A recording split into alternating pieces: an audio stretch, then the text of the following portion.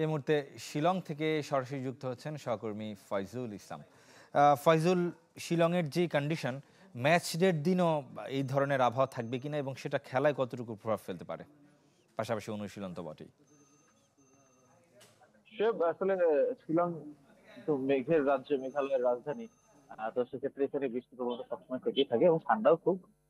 বৃষ্টির কথা কিন্তু একটু কিছুক্ষণ আগে আমরা দর্শককে জানিয়েছেন এবং আমরা এখানেই দাঁড়িয়ে বেশ বৃষ্টি দেখছিলাম।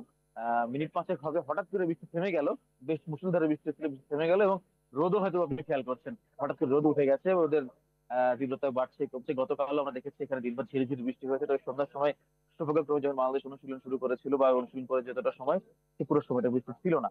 আজকেও এখন পর্যন্ত আবহাওয়ার যে পরিস্থিতি, আহ বিকেলের দিকে যদি আবহাওয়া ভালো থাকে বাংলাদেশ আল্লাহ তাআলা নির্বিঘ্নে অনুশীলন করতে পারবে। আর ম্যাচের যেহেতু সময়টা আমার ফুটবল ম্যাচ সাধারণত বৃষ্টির মধ্যেও হয়ে থাকে, সুতরাং সেক্ষেত্রে যদি ম্যাচের দিনে বৃষ্টি হবে কিনা সেটা এখনো বোঝা যাচ্ছে না। তবে যদি বৃষ্টি হয়ে থাকে সেক্ষেত্রে তো ম্যাচ খেলতে হবে।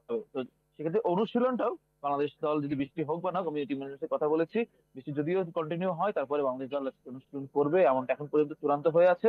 যদিও সবকিছু গতকালকের মধ্যে যদি আবার ভেন্যু নিয়ে জটিলতা তৈরি না হয় সেক্ষেত্রে ভিন্নতা। তারপরেও বাংলাদেশ দল ভেন্যু নিয়ে জটিলতার পরেও কিন্তু সেটি সামাল দিয়ে গতকাল যেমন বিতাড়িত হলে অনুশীলন করেছে, আজকে এখন পর্যন্ত তাই প্ল্যান। এবং আগামীকাল কিন্তু লাস্ট সেশন এবং পরের দিনই কিন্তু ম্যাচ। তো আশা করা যাচ্ছে এখানে আবহাওয়া যেমনই হোক সবকিছু জেনেই কিন্তু ফুটবলাররা খেলতে এসেছে এখানে। টিম ম্যানেজমেন্টও তাদের পরিকল্পনায় কিন্তু প্রতিটা দিনকে তারা আবহাওয়া থেকে শুরু করে সবকিছু পর্যবেক্ষণ করছেন।